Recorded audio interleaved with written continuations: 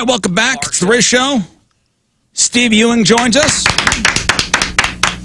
And Trent's got his guitar over there. All right. You guys are going to play for us in just a couple minutes here. Jam, yeah. So let's talk about these gigs coming up first. So you are at Mount Pleasant Winery in Augusta this weekend. This Saturday, yep. This Saturday at 2 o'clock. And Yep. it's you and a guitar and just... But I got my full Steve Ewing band. Oh, okay. Yeah, so it's our 4-piece rock band this Saturday out at the winery, Mount Pleasant. And then we're doing the drive-in, the Powerplex. Yes. We moved that one to July 2nd. Yeah, Thursday. so, change of date. So it's supposed to be this weekend. Right. Moving your Powerplex date to Thursday, July 2nd. Yep. It's the Steve Ewing Band, Hounds playing with you. Yeah. And then after all the music's done, they're playing the Blues Brothers. Blues Brothers. That's so great. Most cars ever used in a car crash, in a car chase scene. Yes. Ever. Where that's where they go to the mall? Yes. Yeah. That's great. The Yeah. greatest car chase scene of all time. Have you been up to Powerplex since they're doing the drive-in stuff now? I haven't seen any of the shows. My kiddo plays volleyball in the mall, but I haven't seen any of the big shows they're doing. But the video that I've seen, like on Facebook, looks great. Yeah, well, Jeff's daughter did their graduation up there, Eureka High School, and you came back saying, I mean, it was incredible. The only thing that could have been better is if the Steve Ewing Band played there as well, because it was Yes. phenomenal. It turns into, like I said before, it's a tailgate. It is. You get, and your first thought was, and I think a lot of people think, when you get there, you have to stay in your car or something. Right. No, you park, you get out, get your coolers if you want to, and chairs, and just hang out. Yeah, And that then, would be oh, by weird, the way, everybody there's sitting a in their cars. graduation. But no, the way Jeff described it was, at least at the graduation, everybody's got their chairs out, their Right. coolers out. It's a big stage. Yeah, it's a big stage, and then there was a couple of stages on either, or a couple of places on either side that had monitors. Kind of think of Point Fest kind of thing, where it's a big stage, and if you're in the back, there's monitors. I just want to make sure there's enough room for Steve to roam around. 'Cause Oh, you yeah, like to yeah, roam. You're a you jumper. can roam. I need a little bit. You need some space. A little bit, yeah. all good. He's got plenty of. Yeah, he needs to really explore the stage. I want to make sure there's enough room You for can go him. out and walk on the cars. That'd be kind of cool. That would be Oh, awesome. yeah. How close are the cars to the stage? Oh, I don't know. Because with us, it was the end of the cars and then all the graduates and then okay. the stage. So Okay. So that I don't know. I haven't been there for show yet. So I guess you would then tune in to a certain frequency on your car radio? Yes, they had a link that you could listen on your computer, or you could. It was like 90 something on your stereo, and it was fantastic. Awesome. Well, I bet you it'd be one of the most interesting gigs you'd It's ever going to play. be extremely interesting, yes. 'Cause I'm used to having people in front of me and interacting, so this will be something else. This will be different. Can you imagine stage diving and you just right on top of somebody's car? Right up in the Right on a windshield, Mercury yeah. Sable. Yeah, on a Miata. Mercury Sable. Obviously, the guy in the Mercury Sable got there first. All right, but I want everybody to go crazy, and it turns into a demolition derby in the middle of the parking lot. I want to see a circle pit Yes. right there Yeah. at E7, a Carmash. circle pit. Can you think back? You playing with. When did you guys first start playing out with the Urge? 87. All right, so think about some of the most unusual gigs you guys have ever done. Can you harken back to The To a Urge weird and Catfish gig. Dinner. We've done that before. The Urgent what? Catfish Dinner. Catfish dinner. Yeah, just out in the middle of nowhere. Yeah. There's a lot of out in the middle of nowhere gigs we've done on tour where I was like, before we got there, we were driving up. I'm like, man, I don't know if we should be playing. Yeah. How bad do I want to be in a band? Hey, listen, you got to do those gigs. You know, You got to do them, yeah. That's You gotta paying. do 'em. That's paying your dues. Oh, yeah. Yeah, think about some unusual places you've played, or just how about any really awkward gigs, like you guys are playing, or maybe you playing solo, and you go, "Why are we even here?" Because nobody's either paying attention to me, Yeah. or it's the wrong atmosphere for this type of just music. Shouldn't be there. I can think of a couple. that garage gig. Wow.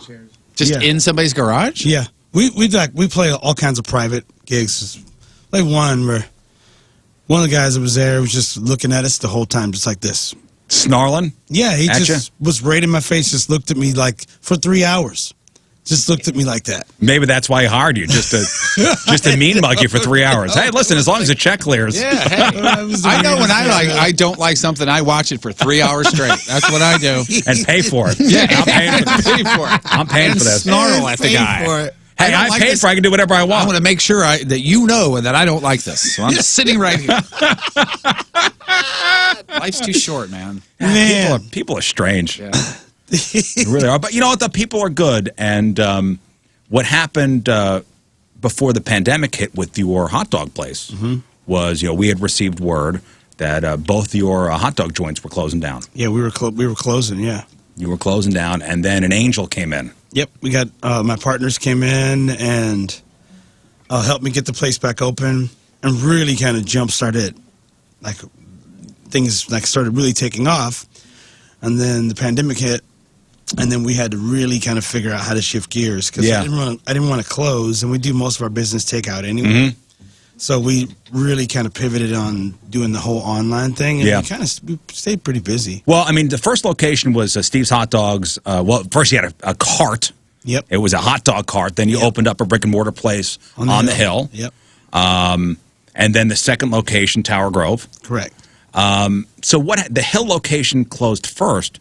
Was it really the result of all the construction going down there that really killed you guys? Yeah, that was we were banging, and then the bridge came down. And then we still kind of kept banging, but just a slow decline. Yeah, it was that Kings Highway Bridge. Yeah.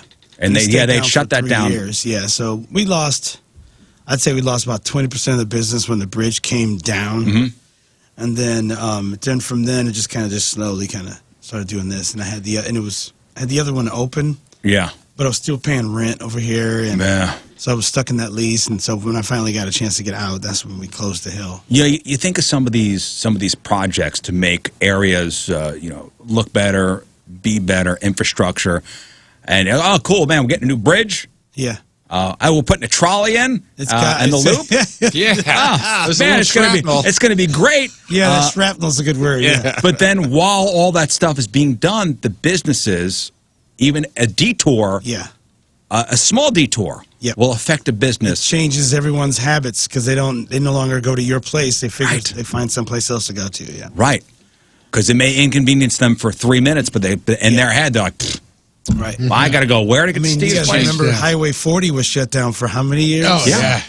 So all those businesses along there just were toast. Well, that's why I think about that loop trolley. Yeah, and how many businesses shut down because I'm telling you. I was one to go down to the loop to eat, all that construction. I just didn't want to deal with it. I didn't want to deal with it. Yeah. And that's my fault. Right. But that's the way I got a couple minutes for lunch. I got a couple minutes for dinner. You weren't the only person thinking that. Like a lot of people were. Sure, yeah. Yeah. But so then, so you had to shut down that place, Tower Grove place. And then, you got another investor to come in. Yep. And then the friggin' pandemic hits. Right. But the good thing is you guys were set up for that. We were when my partner Danny, when she came on board, one of the first things we did was redo everything on the back end, like online, the website, our online ordering. So when the pandemic hit, we were set up to go just completely digital. So we had for weeks we had no interaction with our customers except for just setting the bag of food out. And it was working. So Wow. But I'm sure a lot of your fellow restaurant owners, they did not fare as well as you. And I don't know if you know any numbers or anything, but, in your best guess, what's the percentage of restaurants that will not reopen? I heard it's going to be like 25% of all restaurants, or 25% of restaurants aren't going to make it at the end of the year. Damn. It's hard enough. It's hard enough to open up. A restaurant. It's extremely, and you need that income, you need turnover all the time, every day. Well, and it also needs to be said that once he did get reestablished again, I mean, this is a guy that went through hell to get reestablished, and then the work that he's been doing to help out everybody, like first responders and stuff like that, through the restaurant has been ridiculous. Yeah, we immediately jumped into the community work. In fact, a friend of mine, she's a marketing person and another marketing person, and she was like, you need to be getting into the community more, and so we reached out, and the community said, yes, we want to help you do that. So gosh, we've been feeding fire, police, that's amazing, nurses, everything. I'm going to go feed 50 nurses as soon as I leave here. That's amazing. That's awesome. And all that charity work and giving back to the community is appreciated. Yeah. It's cool. But the thing about opening up a restaurant, and I've always been, man, just so how the process is done and how restaurant owners won't make any money for the first how long it is, and you put your heart and soul, and you're working so many hours, Yep. not making any money at first. What does that sound like? What industry does that sound like? Is that radio? Or like music? or being in a band? Music Yeah. industry? Yeah. So you've done this already once in your sounds life. like the music industry. Duh. Yeah, glutton for punishment. And the percentage of restaurants that don't make it, pandemic or not, Yeah. and you're putting your life savings into these places. That's what I feel for. There's some people who are losing everything, their houses and everything. Yeah, I can't imagine a business or a restaurant that had just opened. Like, hey, we built this place out. We're going to open in February. And the doors are open, and mid-March, everything's got to close. Yeah. Yep. Poof. Yeah. I put my life savings into the handshake store. And then this happens. Yep. And it's over. That's it. I was going to have a second location, the High Five store. Yep. That's it. And open a place in the mall, the Hug store. Hugs are us. Yeah. Hugs are us, yeah. Well, I think of the place downstairs here. There's a place downstairs that just opened in February. After many delays. Yeah. It was that Mediterranean Orzo, is it what it's called? Orzo, yeah. All right, this place, it's taken over a year to open up. They opened up in February. It was one of those things where the coming soon sign, they had to change several times. Yeah, it was June 2019, and then all of a sudden they're like, fall 2019. Yeah. Winter 2019. The last sign, Spring 2020. the last sign was, that's all it said.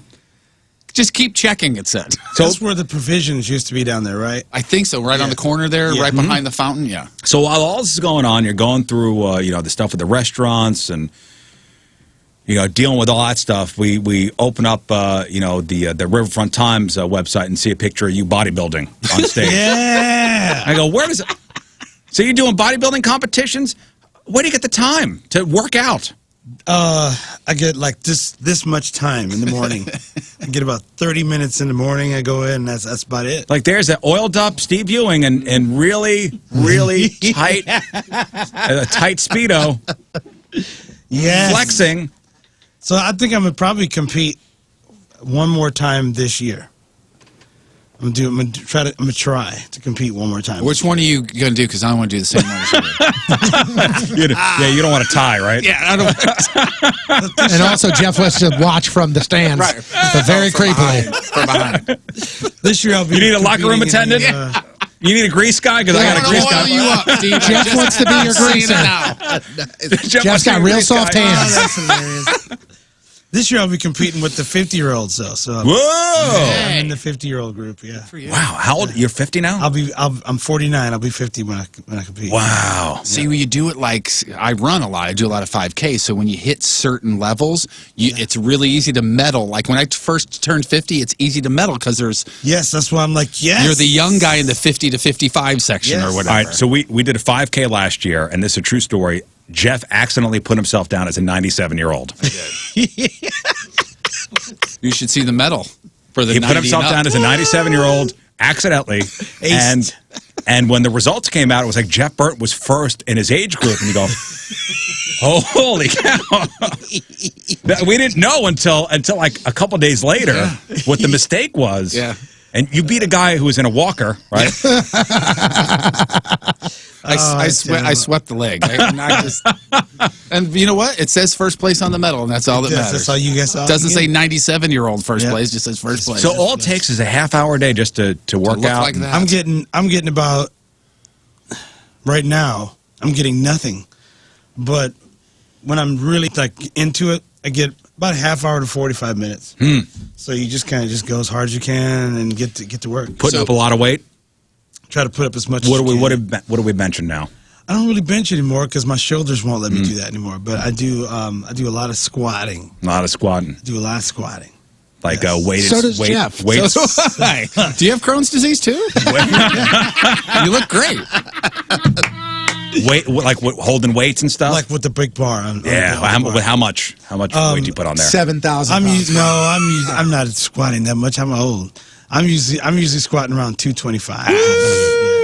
Yeah. So competition is when? In August? Is that what you August, said? yep. When do you start working out to where you can be competitive and not the mess that you It's are mostly now? it's obviously. mostly He's a disaster. it's mostly I mean, diet. look at him. Oh, really? Okay. As you get closer to it, it's mostly like making sure your food is like perfect.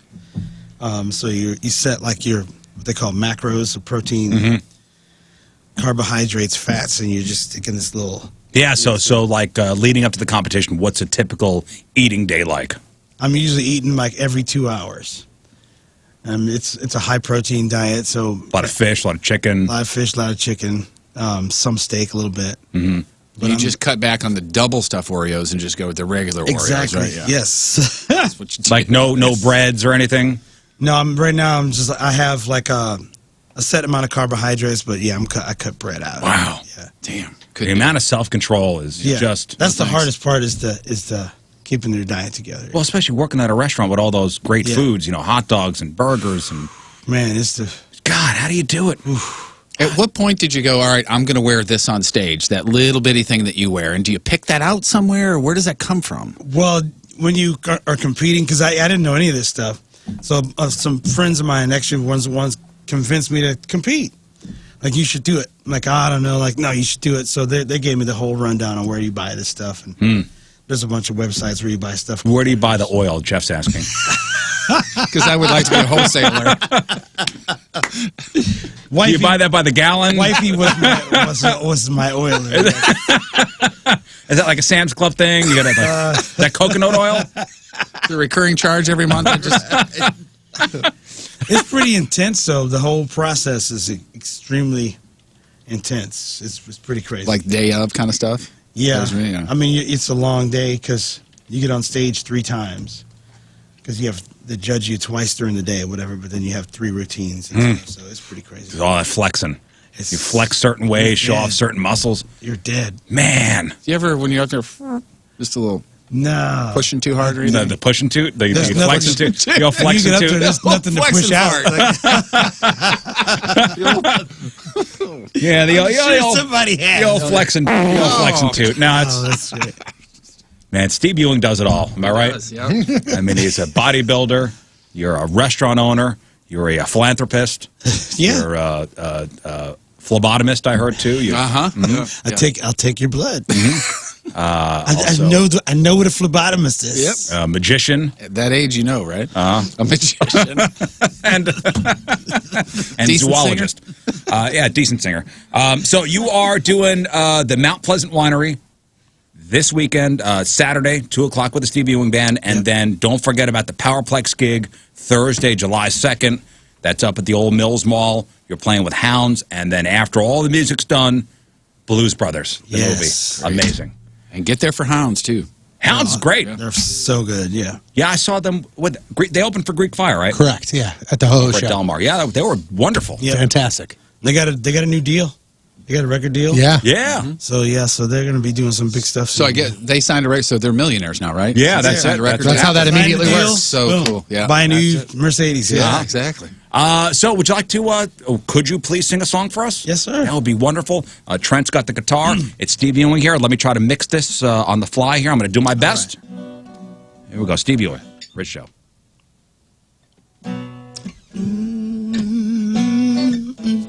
Getting down.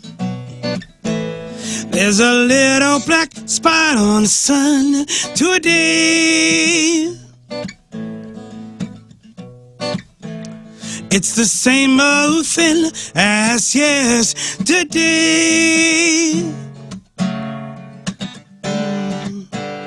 There's a black hat caught in a treetop.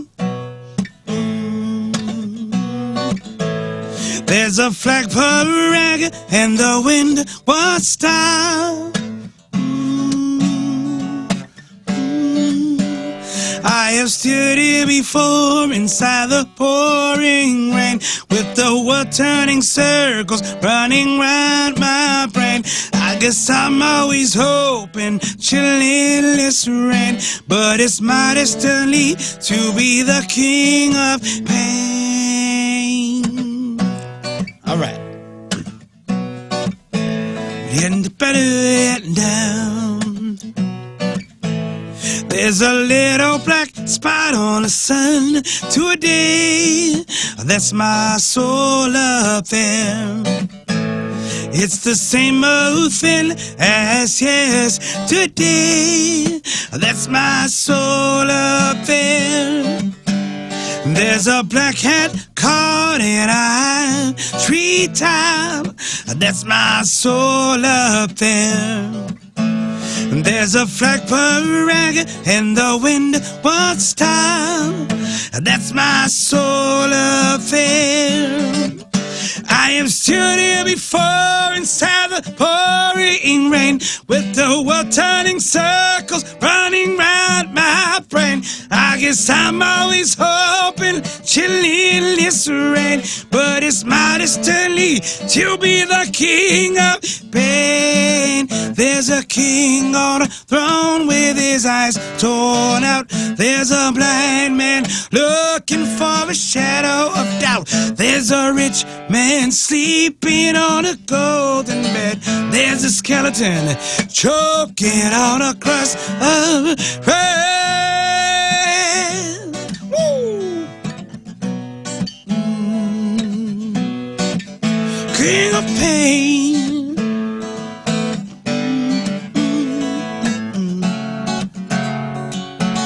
Check it out. There's a little black spot on the sun today. It's the same old thing as yesterday. Oh yeah, I have stood here before inside the pouring rain, with the world turning circles, running round my brain. I guess I'm always hoping chilly in this rain, but it's my destiny to be the king of pain.